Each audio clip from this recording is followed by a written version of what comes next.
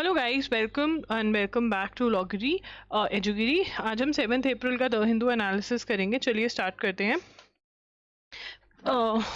Yes, the supreme Court on Monday declined the West Bengal government's appeal to wait for a few more days before freezing the electoral roll. तो वेस्ट बंगाल के अंदर हमें पता है कि SIR चल रहा था, ठीक है ना। That is special intensive revision. Special intensive revision किसकी होती है? इलेक्टोरल रोल्स की। इलेक्टोरल रोल्स में अगर आपका नाम आता है, ठीक है ना, तो यू कैन वोट। अगर नहीं आपका नाम आता है तो you can not vote, right. So electoral rolls में नाम आ गया तो वोट कर सकते हो, नहीं तो नहीं कर सकते। SIR is special intensive revision of the electoral rolls. तो अगर इलेक्टोरल रोल्स में आपका नाम नहीं आता है तो आप वोट नहीं कर सकते, ठीक है। नाउ वेस्ट बंगाल में अब इलेक्शंस होने वाले हैं, SIR होकर हटा है, तो वो कह रहे थे कि आप थोड़ी देर रुक जाओ, क्योंकि बहुत लोग जो हैं 20 lakh voters who could pass not pass over the verification by judicial officers after being removed from the rolls under SIR get a chance to vote, ठीक है ना। तो वो कह रहे थे कि आप थोड़ा टाइम और रुक जाओ इलेक्शन करवाने से, बट सुप्रीम कोर्ट ने कहा देखो इलेक्शंस तो अब होकर रहेंगे।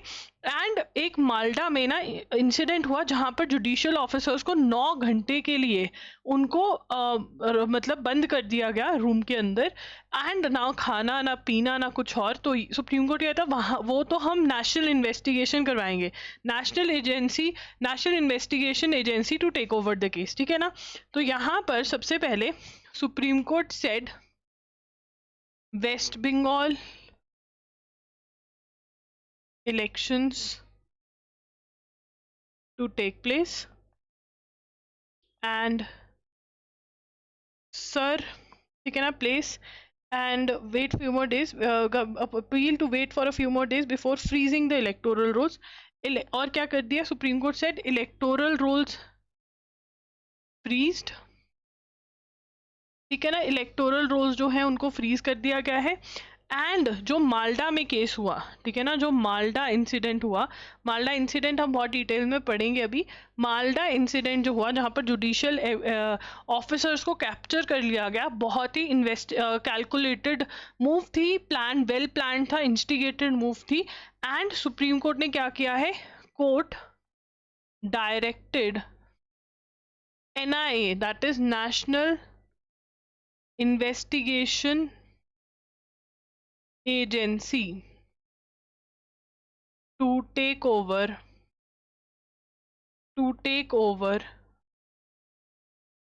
the investigation। तो माल्डा वाली जो केस की इन्वेस्टिगेशन है वो किसके पास चली गई? NIA के पास। NIA के पास कौन से केसेस जाते हैं? NIA के पास वो केसेस जाते हैं जो कि टेररिज्म से रिलेटेड होते हैं। किससे रिलेटेड होते हैं? टेररिज्म से रिलेटेड केसेस, टेररिज्म रिलेटेड, ठीक है ना। तो मतलब इसका लेवल इतना हाई है कि ऑफिशियल जुडिशियल ऑफिसर्स जिसको सुप्रीम कोर्ट ने लगाया है, सुप्रीम कहती तुम हमारी बात भी नहीं मान सकते, मतलब हमारे लोगों के साथ भी तुम ऐसा कर रहे हो तो भैया कुछ तो गड़बड़ है। Iran intel chief killed as Trump's deadline to open strait looms. तो ईरान का जो इंटेलिजेंस चीफ है, intelligence chief of Iran killed. अब जो ईरान की आर्मी है, जो डिफेंस है, उसको क्या बोलते हैं? IRGC। इसकी भी फुल फॉर्म आपको पता होनी चाहिए, major general Majid Khademi. This guy was killed by Israel. Now you should know the full form of IRGC, ठीक है ना। What is the full form of IRGC? IRGC की full form है intelligence chief of Iran's revolutionary guards. अब यहाँ पर ना ये इंटेलिजेंस नहीं आएगा, ईरान रेवोल्यूशनरी गार्ड्स जो हैं, this is what is Iran की आर्मी को बुलाया जाता है। So this is important. Israel ने इनको मारा है, ठीक है। उसके बाद आगे चलेंगे। Road stretch built by NHAI encroached upon wetland NGT। तो यहाँ पर नेशनल ग्रीन ट्रिब्यूनल ने क्या कहा है कि NHAI ने जो रोड बनाई है, construction of a section of urban extension road 2 as an encroach upon a wetland in Khodakhurd village in south west Delhi, ये NGT ने हेल्ड किया है। वेटलैंड जो होते हैं वो होते हैं जहाँ नेचुरली वाटर होते हैं, ये प्रोटेक्टेड एरियाज होते हैं, ठीक है ना। तो ये आप नोट कर सकते हो एज इट इज। कि कहाँ पर ये कहा है और किसने कहा है. This is important and therefore you note the same. Okay, उसके बाद आगे चलेंगे. A trial court in Tamil Nadu on Monday awarded death penalty to 9 policemen found guilty of custodial death. Custodial death क्या होता है? When the people are in custody of police and they die. Custodial torture हुआ और murder माना गया उसको, ठीक है ना. During COVID ये हुआ था.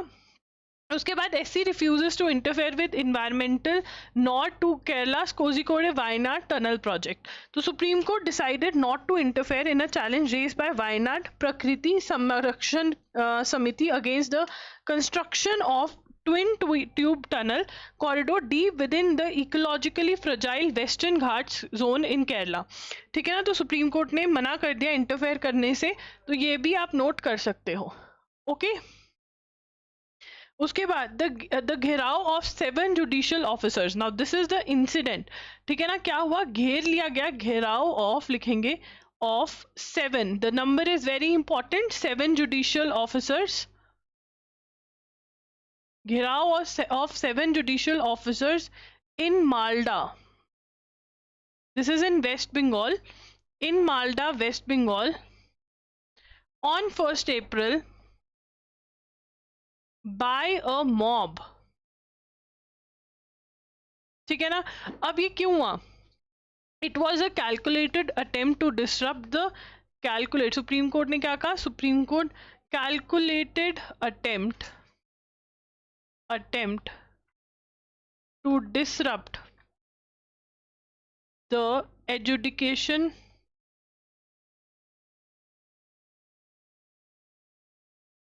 अब देखो इसको समझो क्या हुआ है, समझते हैं इसको. देखो, वेस्ट बंगाल जो है वो स्टेट का बॉर्डर किसके साथ लगता है? बांग्लादेश के साथ. बांग्लादेश के साथ बॉर्डर लगता है, ठीक है ना. और बांग्लादेश के से इन्फिल्ट्रेशन बहुत हुई है.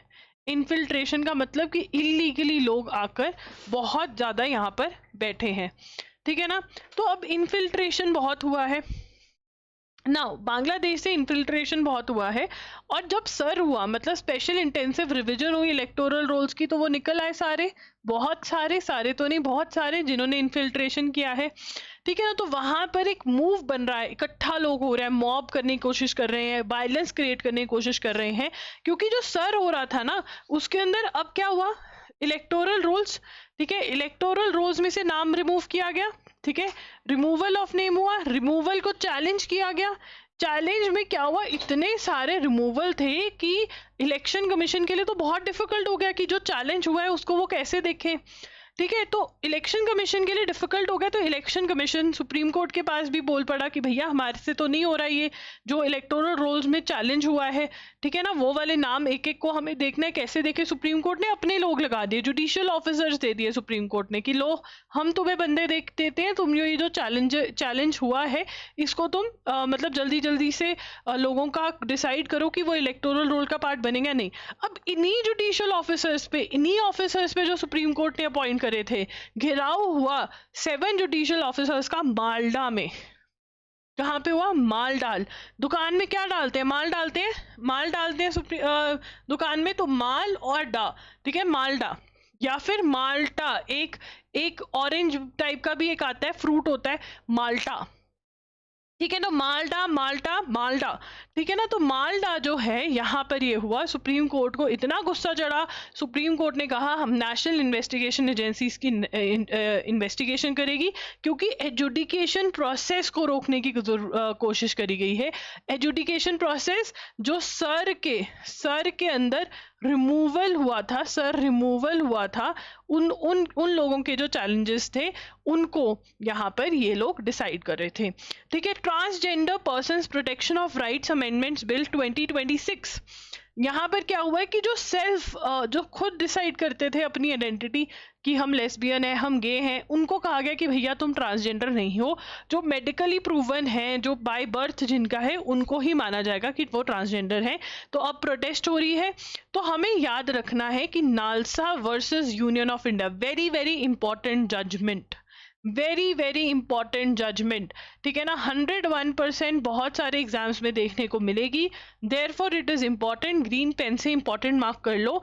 NALSA versus union of India 2014 the supreme court held Supreme Court recognized transgender persons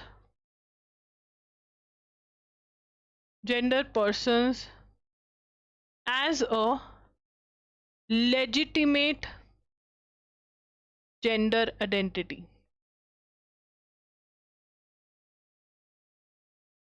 ठीक है ना, transgender persons were identified as they were given gender identity for the first time by Supreme Court in Nalsa versus Union of India in the year 2014. Each and every point is important.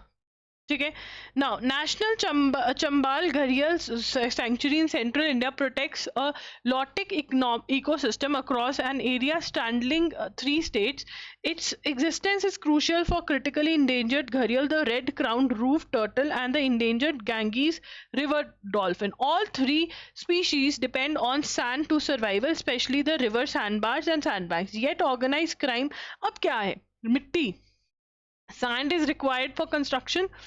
ठीक है, जितनी construction हो रही है ना, specially north India के अंदर जो कंस्ट्रक्शन का बूम आया है, ठीक है ना, जो रियल एस्टेट वाले लोग हैं, है ना, आप देखो नॉर्थ इंडिया के अंदर मतलब कितनी बुरी तरह से कंस्ट्रक्शन हो रही है. मतलब जो रूल्स भी हैं गवर्नमेंट ने वो चेंज कर दिए हैं. कोई पहले आगे जगह छोड़ते थे, पीछे छोड़ते थे गार्डन के लिए, कुछ भी नहीं, बस कंस्ट्रक्शन सीमेंट के मतलब ढेर लगा रहे हैं बस लोग, और लोग भी कवर कर रहे हैं सारा एरिया. मतलब they don't want sunlight, they don't want to sit in the gardens, they just want to sit in their rooms. और लोग घर भी कैसे बना रहे हैं कि बस बंद बंद बिल्कुल बंद घर, और उसमें एसी लगा रहे हैं कि कोई बाहर से हवा भी ना आ जाए.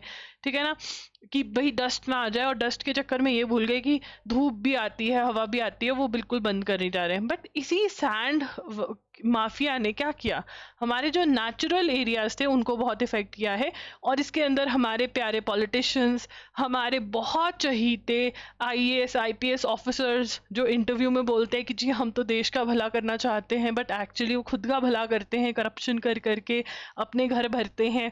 ठीक है ना, और ऑब्वियसली जो लोग बिजनेस कर रहे हैं वो तो कर ही रहे हैं. ठीक है ना, ये सब लोग मिलकर हमारे देश को लूट रहे हैं, और हम लूटने भी दे रहे हैं. तो ऐसा ही एक एग्जाम्पल है सैंड माफियाज का. ठीक है ना, अब सैंड निकालने के चक्कर में इन्होंने क्या किया, अब सैंड वाली एरिया पे इनको बड़ा मजा आता है.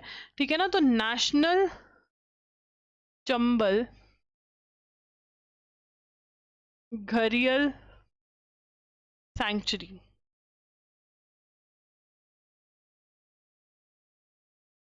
ठीक है ना, national Chambal gharial sanctuary. National Chambal gharial sanctuary क्या है, 3 स्टेट्स के बीच में है ये. ठीक है ना, this is situated between 3 states. 3 states के बीच में है ये. ठीक है ना, एरिया स्ट्रैडलिंग 3 स्टेट्स, 3 स्टेट्स के बीच में ये एरिया आता है. एंड ये स्टेट्स कौन कौन सी हैं, there are 3 states जिसमें ये एरिया आता है, and these states are Rajasthan, Madhya Pradesh and UP. ठीक है ना, सबसे पहले तो यही क्वेश्चन बनता है कि ये जो सैंक्चुरी है आसपास कौन सी 3 स्टेट्स हैं इनके, राजस्थान, मध्य प्रदेश और उत्तर प्रदेश. ठीक है, और यहाँ पे इसका मेन इसका यूजफुल चीज क्या है इसके अंदर, सैंड, अवेलेबिलिटी ऑफ सैंड. यहाँ पर अवेलेबिलिटी ऑफ सैंड, ठीक है ना, सैंड बहुत है यहाँ पर, सैंड बहुत है यहाँ पर.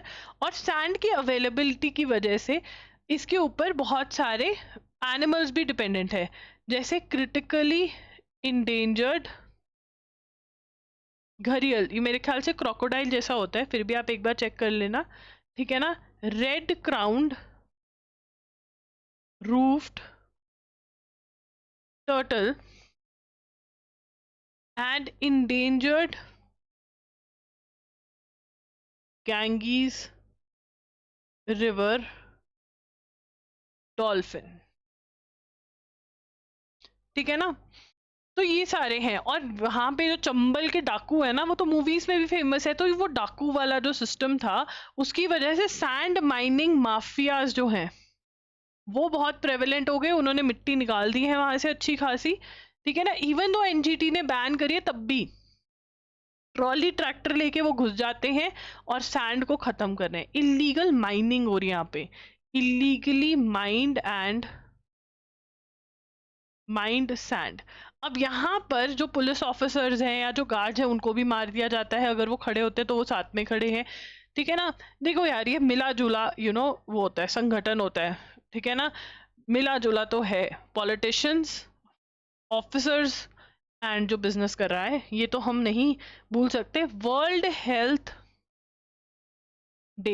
हेल्थ डे जो होता है वो 7 अप्रैल को होता है, ठीक है ना। और इस बार इसका मैसेज क्या था, इस बार का थीम भी कह सकते हैं, मैसेज क्या था, together for health, stand with science.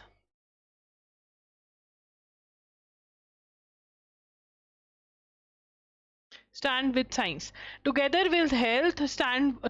तो यहाँ पर ये क्या लेकर आ रहे हैं, ये कह रहे हैं कि सिस्टम लेकर आओ, वन हेल्थ अप्रोच। क्या लेकर आ रहे हैं ये अप्रोच, वन हेल्थ, ये 2 लिखा है मैंने, one health approach. One health approach में क्या कह रहे हैं कि जो रिसर्च होनी चाहिए एनिमल्स और ह्यूमंस की जो डिजीजेस हैं, बॉडीज जो हैं, उनको एक साथ स्टडी करो, ठीक है ना।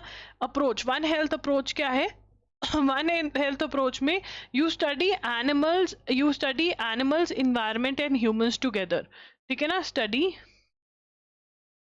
Environment, animals and humans together, ठीक है ना। वो कह रहे हैं हेल्थ क्राइसिस से अगर हमें लड़ना है तो ये तीनों कनेक्टेड हैं। फॉर एग्जांपल कोविड आया, कैसे आया, एनिमल से आया। एक पर्टिकुलर कहते हैं इन्वायरमेंट भी था, उसके बीच में ये ट्रांसफर हुआ एनिमल टू ह्यूमन से, और फिर ह्यूमन टू ह्यूमन ट्रांसफर हुआ, ठीक है। उसके बाद April 1, 2026 union education minister Dharmendra Pradhan launched the new CBSE curriculum on computational thinking and artificial intelligence. I also missed you guys a lot, पढ़ाने में मुझे बड़ा मजा आता है, ठीक है। I have to do the वकालत वाला part also, but I have to do the teaching वाला part also, like both of them are very very close to my heart. Okay, so यहाँ पर, ठीक है, CBSE, ठीक है, तो यहाँ पे लिखेंगे educational minister, education not educational, education minister launched a new CBSE curriculum on computational thinking and artificial intelligence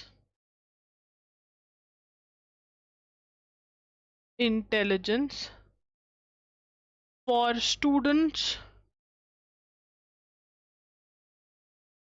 from classes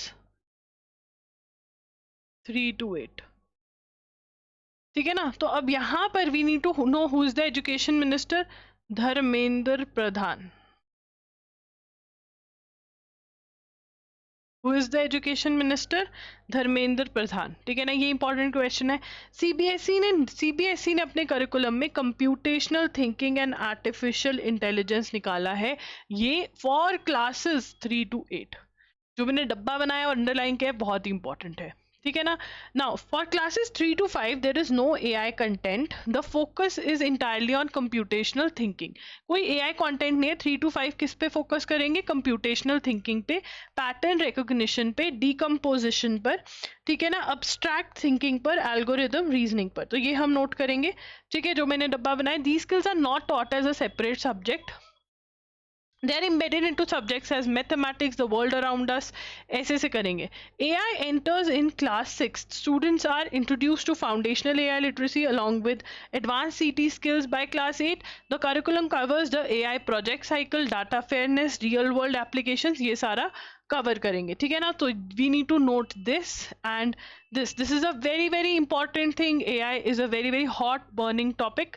The initiative is designed to do foundational computation thinking skills, logical reasoning, ठीक है, problem solving and pattern recognition. It will familiarize students with the role of artificial intelligence in everyday life। तो ये आप note कर लेंगे पूरा, ठीक है ना, कि एम क्या है।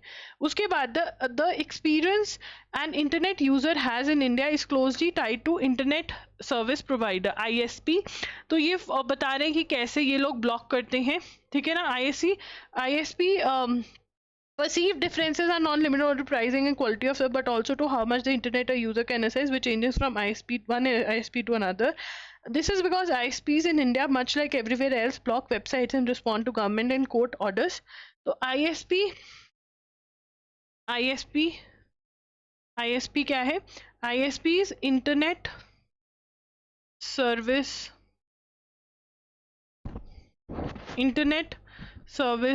Provider. और ISP क्या कर सकता है? ISP can block websites, ठीक है ना, in response to government order and court orders. और किसके अंडर ब्लॉक कर सकते हैं? This is under section 69A and 79 of Information Technology Act 2000, ठीक है ना. तो इन दो सेक्शंस के अंडर ये ब्लॉक कर सकते हैं, ठीक है. The internet is made of protocols like that of HTTP, transport layer security, domain name system, among others. When an ISP receives a blocking order, it is free to implement it through any of the above protocols, ठीक है. तो ये आप note कर लीजिए, full forms जो हैं इसकी वो इम्पॉर्टेंट है. आज चलेंगे. India looks to ride on home support to reach Billie Jean King Cups. तो यहाँ पे ये टेनिस का टूर्नामेंट होता है, ठीक है ना. This is a tournament of tennis, ठीक है. तो इंडिया होस्ट कर रहा है इसको. बिली जीन किंग कप, ठीक है ना, बिली जीन किंग कप. तो बिली जीन किंग कप जो है वो इस बार दिल्ली में हो रहा है. एक बार देख लेंगे, फिर भी दिल्ली में हो रहा है, ठीक है ना. टेनिस का टूर्नामेंट है. पिछली बार ये हुआ था. will be the second straight year India is hosting.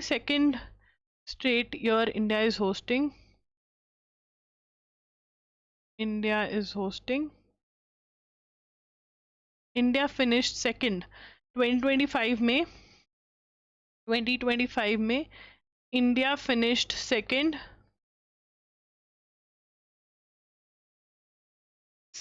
behind New Zealand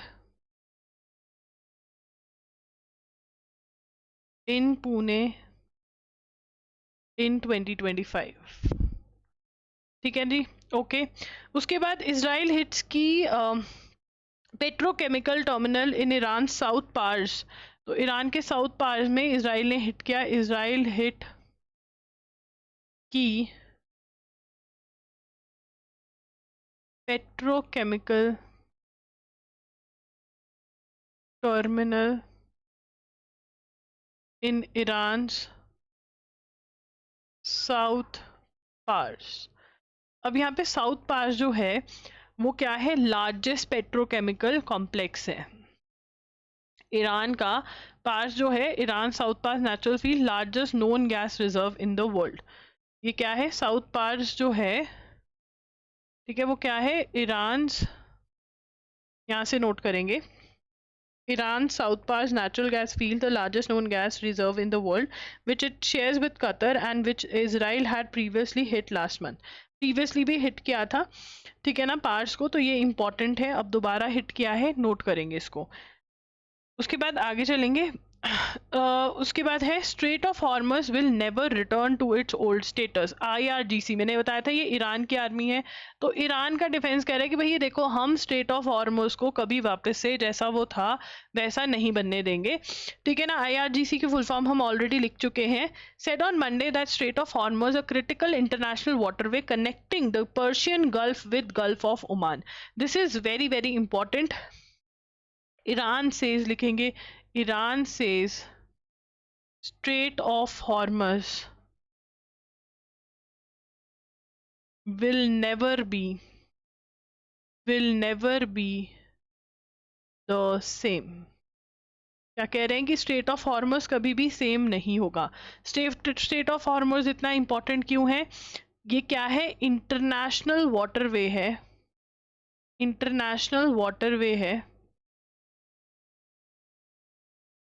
connecting Persian Gulf with Gulf of Oman. Persian gulf और गल्फ ऑफ ओमान को ये कनेक्ट करता है, बड़ा ही इंपॉर्टेंट है। हम क्या रहते हैं, जब हम बाहर जाते हैं तो हम पढ़ने जाते हैं तो हम पीजी में रहते हैं, Persian gulf PG and go. Mummy क्या कहती है बेटा, गो, ठीक है ना। पीजी में क्या कहते हैं, गो, रोते रोते भेजते हैं ना 12th के बाद पहली बार, तो पीजी गो। किसको कनेक्ट कर रहे हैं, पीजी को गो के साथ कनेक्ट कर रहे हैं, किसको, स्ट्रेट ऑफ हॉर्मस को, ठीक है ना। अब ये कह रहे हैं कि हम देखो दोबारा से जैसे वो फ्री इंटरनेशनल वाटर था, हम कभी इसको नहीं रहने देंगे। और यूएस और इजराइल के लिए, जियोनिस्ट क्या है, इजराइल, वो कह रहे हैं यूएस और इजराइल के लिए तो सेम कभी नहीं होने वाला है, हम यहाँ पर मेजर डिफेंस फैसिलिटी जो है वो लेकर आएंगे और स्ट्रेट ऑफ हॉर्मस कभी भी सेम नहीं रहेगा। Artemis 2 breaks Apollo 13 record as humans travel farther into space. The 4 astronauts embarking on NASA's lunar flyby became on Monday the humans to travel farthest from our planet as they get set to view areas of the moon never before seen by the naked eye. The Artemis 2 team surpassed the distance record of 4,171 kilometers set by Apollo 13 in 1970. पूरा का पूरा note करेंगे, and this is a very very important question that you can expect in most of the exams, right? New Bangladesh, देखो बांग्लादेश के अंदर new prime minister बने हैं, new relation setup करने की कोशिश कर रहे हैं, एंड हम अपनी जो ट्रीटी है इनके साथ, वो भी गंगा वाटर ट्रीटी जो है वो भी दोबारा से नेगोशिएट होगी, क्योंकि दिसंबर 2026 में ये खत्म हो रही है ट्रीटी, ठीक है जी। अब हम करेंगे 8th ऑफ अप्रैल, वैसे हमें 8th ऑफ अप्रैल पहले करना चाहिए था, चलो अब 8th ऑफ अप्रैल कर रहे हैं, 7th हमने कर लिया है, ठीक है। बंगाल इलेक्टोरल श्रिंक्स टू 12%, अब वहां पर सर हुआ है बंगाल के अंदर, ठीक है। सर से क्या हुआ, देखिए ये इसको ध्यान से पढ़ेंगे बिकॉज यहाँ से परसेंटेज वाले क्वेश्चन आ सकते हैं। Over 27 lakh West Bengal voters who were put under adjudication were excluded from the electoral rolls, ठीक है ना। तो यहाँ पे हम लिखेंगे वेस्ट बंगाल सर, क्या हुआ है वेस्ट बंगाल में, सर हुआ है, दैट इज SIR, ठीक है ना। वेस्ट बंगाल सर में क्या हुआ, वेस्ट बंगाल सर के अंदर 27 लाख बंगाल वोटर्स हुआ put under education excluded, 27 lakh voters excluded from voter list or electoral rolls following completion of judicial reviews. Judicial review मतलब जुडिशरी ने भी रिव्यू कर लिया, ठीक है ना। अब देखो यहाँ पे समझने की कोशिश करेंगे इसको, सर है, सर क्या है, यहाँ पे करती हूँ मैं आपको यहाँ पे सो दैट आप देख सो। सर क्या है, स्पेशल इंटेंसिव रिवीजन, क्या होता है, इलेक्टोरल रोल्स की रिवीजन। इलेक्टोरल रोल्स में अगर आपका नाम आ गया वोट दे सकते हो, नहीं तो नहीं दे सकते हो। अब क्या हुआ, इलेक्शन कमीशन ने सर करते हुए, इलेक्शन कमीशन ने सर के टाइम पे लोगों के नाम रिमूव कर दिए, ठीक है कि भाई इसका तो सिटीजनशिप का प्रूफ नहीं बन रहा है। अब ये किस किस बेसिस पे सर हो रहा था, ये भी इंपॉर्टेंट पॉइंट है। इलेक्शन कमीशन देख रहा था कि 2 इसेंशियल्स हैं if you want the right to vote. There are 2 major essentials if you need the right to vote. And what are those 2 major essentials? One is that you should be 18 years plus. One is that you should be 18 years plus, and the second should be that you should be citizen of India. You should be citizen of India. ये दोनों criteria हैं अगर आप vote देना चाहते हो। अगर आप सिटीजन ऑफ इंडिया नहीं हो तो आप वोट नहीं दे सकते। अब इलेक्शन कमीशन ने उन लोगों को जो सिटीजन ऑफ इंडिया नहीं थे, जो 18 ईयर्स से कम थे, उनको निकाल दिया। मोस्टली 18 वाला तो ज़्यादा नहीं था, सिटीजन ऑफ इंडिया जो नहीं थे उनको निकाल दिया। अब ऐसे कुछ 27 लाख वोटर्स जो हैं वो क्या गए, उन्होंने चैलेंज किया कोर्ट में कि भाई वो जुडिशियल रिव्यू के बाद भी ऐड नहीं हो पाए 27 लाख वोटर्स, मतलब they are not citizens of India. आप देख रहे हो कितनी इन्फिल्ट्रेशन हो रखी है इंडिया में। 27 lakh voters, they were part of the electoral rolls. हमारे देश में जहां पर हम इतना कुछ फ्री दे रहे हैं, हम किसी और देश के इंसान को कैसे दे सकते हैं? हम तो खुद की नहीं पूरी डाल पा रहे हैं, बट हम इनकी भी पूरी डाल रहे हैं। और देखो क्या लेवल की करप्शन हुई होगी वहां पर, जहां पर जो इलीगली एंटर करे थे उनके भी वोटर कार्ड बन गए, उनके भी वोटर कार्ड बन गए। तो एक्चुअल में ये 27 लाख वोटर्स के पीछे जाना चाहिए कि किसने इशू किए वोटर आईडी इनको, वो भी इन्वेस्टिगेशन होनी चाहिए। ठीक है, अब उसके अंदर ये मेरी ओपिनियन थी। ठीक है, judicial review on Tuesday deletion or two occurring in two Muslim dominated areas. अब देखिए बांग्लादेश में मोस्टली मुस्लिम्स ही हैं, तो वो लोग ही आएंगे। ठीक है ना। In all 91 lakh names have been deleted. In all कितने नाम डिलीट हुए हैं? In all 91 lakh names have been deleted from states voter list since sir began. जब से सर स्टार्ट हुआ है इतने लोगों का नाम निकल चुका है वेस्ट बंगाल में, वेस्ट बंगाल में। ठीक है ना। West Bengal's electorate shrunk by almost 12% from 7.66 crore electors in 2025 October 2025 to 6.75 crore now days ahead of election. पर इतने सारे लोग इलीगली ऐड हो रखे थे। ठीक है ना। अब इसके अंदर activation civilization will die in Iran if not. अब ये ट्रम्प तो धमकियां देता ही रहता था। ठीक है, बट हम देख ही रहे कि वो मानता नहीं था Iran. Supreme Court begins review of 2018 Sabarimala judgment. तो यहाँ पर जो नगर रत्ना बीवी नगर रत्ना है, who is also going to be the chief justice of India. ठीक है ना। शी सेइंग कि नहीं, लड़कियों की राइट जो है वो ऐसे ही खत्म कर रहे हैं, ये सही नहीं है, एंटर करना अलाउ कर देना चाहिए। ठीक है। Several villagers police personal injured in clash in Orissa एमिड protest against mining of bauxite. तो उड़ीसा में किसकी सेवरल विलेजर्स जो अगेंस्ट बॉक्साइट की माइनिंग पे खड़े हो रहे थे, ये नोट कर लेंगे। इससे हमें ये पता चलता है कि उड़ीसा में किसकी माइनिंग होती है, बॉक्साइट की।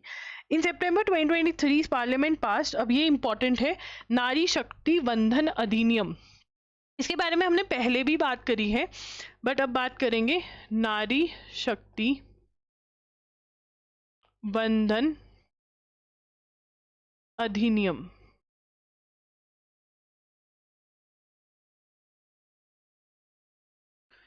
ठीक है, नारी शक्ति वंदन अधिनियम। ठीक है, क्या है नारी शक्ति? इसके अंदर बेसिकली नारी को, वुमेन को रिजर्वेशन दी गई है लोकसभा और स्टेट लेजिस्लेचर में। ठीक है ना, सितंबर 2023। आपके ओपिनियन में ये अच्छा किया है बुरा किया है? मुझे ऐसा लगता है कि मोस्टली जो सीट्स ऐसे रिजर्व्ड होती है उसके अंदर जो पॉलिटिशियन की बीवी होती है ना, वो पॉलिटिशियन खड़ा कर देता है अपनी बीवी को, बट काम वो मेल फिगर ही करता है। जिन लेडीज ने एक्चुअली आगे आके इलेक्शन लड़ने हैं वो लड़ ही लेती हैं। ठीक है ना। तो रिजर्वेशन से मतलब बेसिकली ये चलता है जो मैंने देखा है, क्योंकि एमसी के इलेक्शंस में आप यही देखोगे कि जहाँ पर रिजर्वेशन है, पंचायत के इलेक्शंस में भी, कि the male politician he can not stand, क्योंकि सीट रिजर्व्ड है, वो अपनी बीवी को खड़ा कर देगा, अपनी बेटी को खड़ा कर देगा, बट काम फिर जनाब ही करा रहे होंगे, वो मेल ही करवा रहा होगा। ठीक है ना। तो इसमें वुमेन एम्पावरमेंट कुछ ज़्यादा वो है नहीं है। चलो वोट लेने के लिए इन्होंने कर दिया है, शायद कुछ फ़र्क पड़ जाए, बट हाँ कुछ ज़्यादा अच्छा एक्सपीरियंस रहा नहीं है म्यूनसिपैलिटी का। फिर ये बोलते हैं कि आप कंप्लेंट कर दो। भाई कोई कौन पंगा लेगा? सरपंच से या मेयर से या फिर आपके काउंसलर से कौन पंगा लेगा? कोई भी पंगा नहीं लेता है। ठीक है। 160th अमेंडमेंट, ये कौन सी अमेंडमेंट हुई है? 160th amendment act 2023। ठीक है ना। और इससे क्या हुआ है, इस लॉ से, इस एक्ट से, ठीक है ना, रिजर्विंग 1/3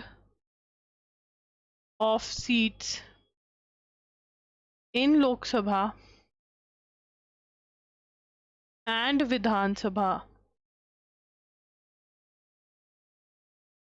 फॉर वुमेन। दोनों बातें हैं। अब मुझे याद आ रहा है कि एक वुमेन मैंने देखी councillor who worked so hard and वो वुमेन सीट से ही जीती थी।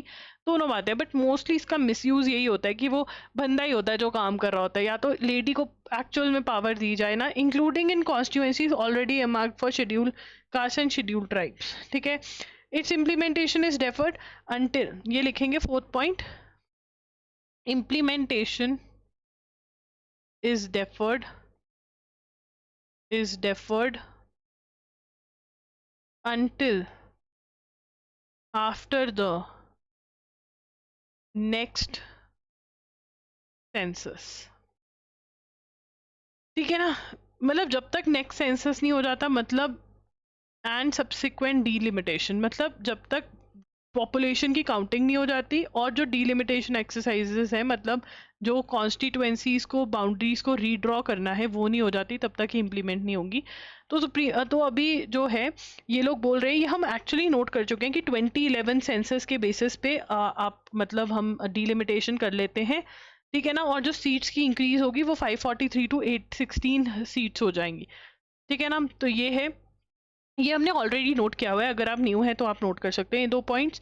To give the devil Pakistan chief, अब यहाँ पर ये पता है क्या हो रहा है कि जो पाकिस्तान है उसने बहुत इंपॉर्टेंट रोल प्ले किया है मीडिएशन के अंदर। ठीक है ना, तो यहाँ पर पाकिस्तान ने Pakistan strategic mutual defence agreement with Saudi Arabia and selling weapons, तो ट्रंप को मतलब पटाने के लिए, वैसे सऊदी अरेबिया की इनकी कोई मदद तो करी नहीं है जो अग्रीमेंट किया था, और लिबिया को ये वेपन्स सेल कर रहे हैं, ये भी हम नोट कर चुके हैं। उसके बाद the interim stay by the supreme Court on UGC promotion of equity in higher education, ये भी एक्चुअल में हम कर चुके हैं, बट क्योंकि बहुत पहले किया था तो इसलिए ये लिख लेते हैं। तो यहाँ पर जो केस है वो है Abeda Salim Tadvi versus union of India. ठीक है, तो यहाँ पर सुप्रीम कोर्ट ने क्या दिया है, इंटरिम स्टे, मतलब temporary stay. What is the meaning of interim? Temporary stay by Supreme court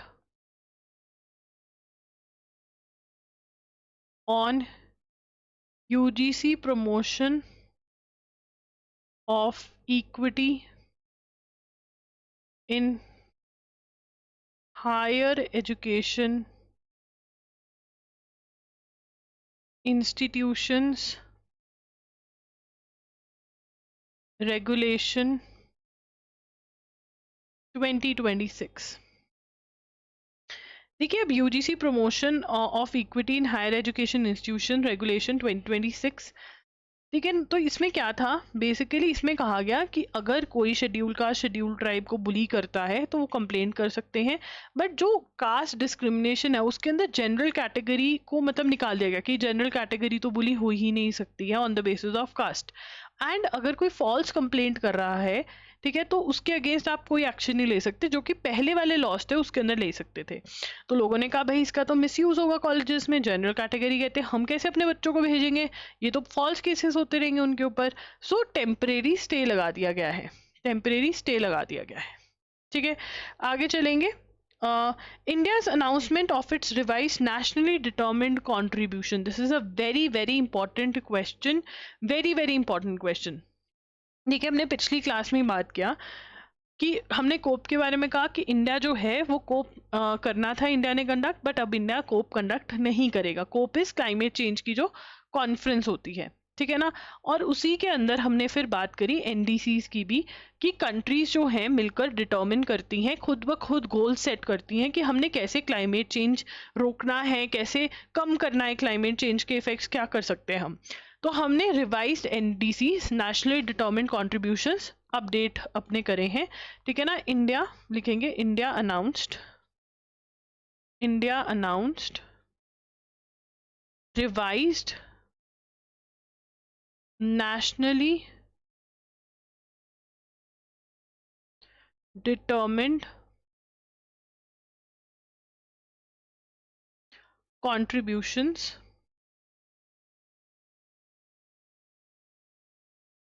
NDCs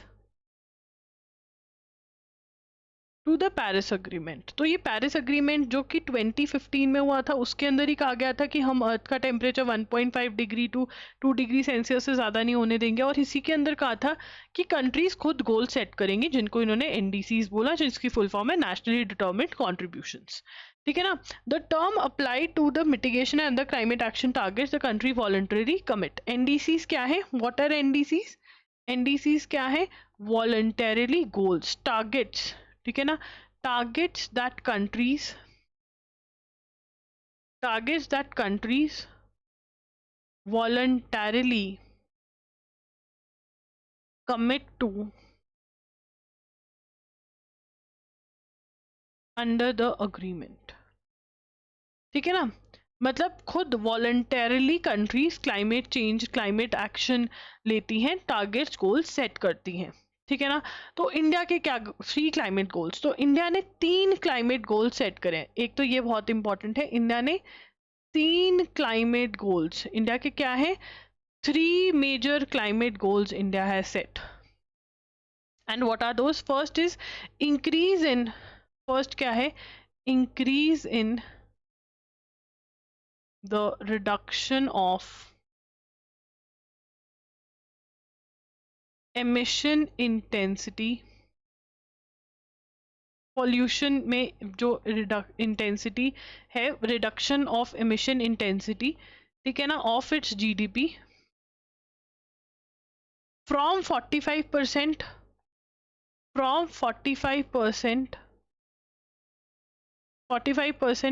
below 2005 levels by 2030 to 47% below 2005 levels by 2035।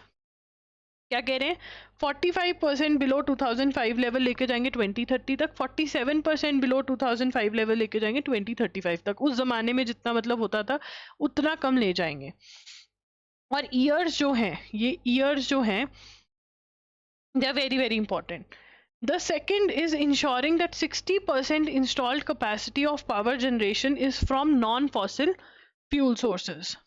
ये बहुत इंपॉर्टेंट है। The second is ensuring, second क्या है, ensuring, second is ensuring that, लिखेंगे ensuring that, this is very very important, that 60% of installed, 60% of installed capacity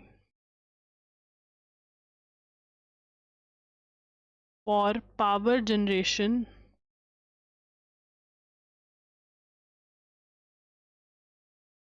is from non-fossil fuel sources। ठीक है ना। अब देखो हमें 60% पावर जनरेशन कह रहे हैं कि हम नॉन फॉसिल फ्यूल से करेंगे।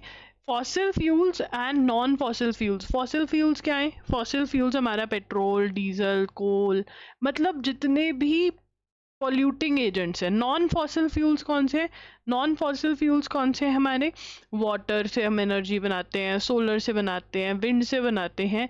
इवन नॉन फॉसिल फ्यूल्स ये लोग न्यूक्लियर को भी इसी में ही इंक्लूड कर रहे हैं, तभी न्यूक्लियर एनर्जी पे भी ज़्यादा जोर दे रहे हैं। ये क्या है, ये नॉन पॉल्यूटिंग हैं, ये पॉल्यूट नहीं करते हैं इन्वायरमेंट को, या लेस पॉल्यूटिंग हम इनको बोल सकते हैं। ये तो पूरा पूरा पूरा पूरा पूरा पूरा पॉल्यूशन करते हैं। ठीक है जी। तो नॉन फॉसिल फ्यूल से 60% ऑफ एनर्जी हम बनाने लग जाएंगे, ठीक है ना। इस from while third is enhancement of, third क्या है, third is enhancement of forest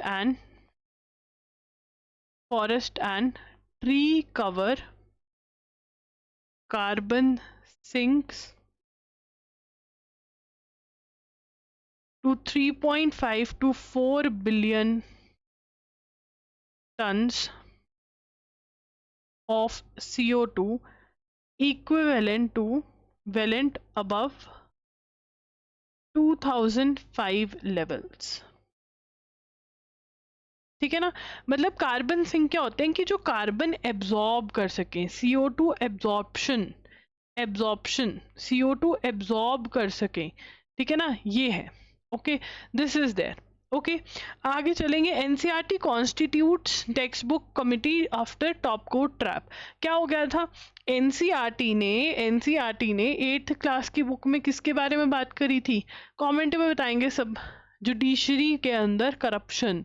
तो जुडिशरी को गुस्सा चढ़ गया कि सिर्फ हम ही थोड़ी करप्ट हैं, हम सिर्फ करप्शन थोड़ी कर रहे हैं, ठीक है ना। तो जुडिशरी ने कहा कि भाई ये तो गलत है, वापस ली गई बुक्स। तो इसकी national syllabus and teaching learning material committee which overlooks the formulation of new text books has been reconstituted by National Council of Educational Research and Training following the Supreme Court's intervention.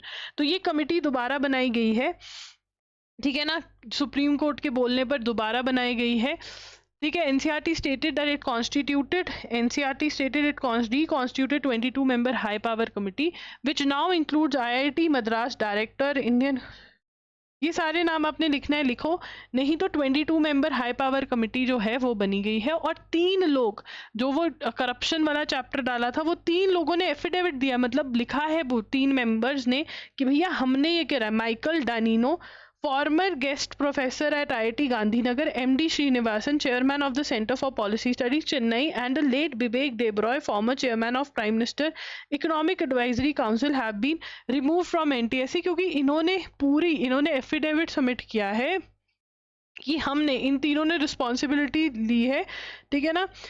That Mr. Danino in an affidavit in the court said the implication by NCERT that the chapter was drafted exclusively by 3 individuals alone, including Mr. Danino, gave an inaccurate picture कि हमने ही ये कांड किया है। तो Michael डानिनो ने क्या कहा कि हाँ हमने ही ये कांड किया। तो ये भी आ सकता है कि वो जो जुडिशरी में करप्शन वाला कांड था वो किसने किया था, ठीक है ना। तो do subscribe to the channel, do like the video, and yes कोई भी डाउट है तो कमेंट्स में बता देना। जो मैं अभी वीडियोस कर रही हूँ उसके अंदर ये टॉपिक्स कुछ सेम के अराउंड ही आ रहे हैं, मैं अभी डाउट्स क्लियर आपके कर दूंगी, ठीक है ना। Thank you for watching, all the very best.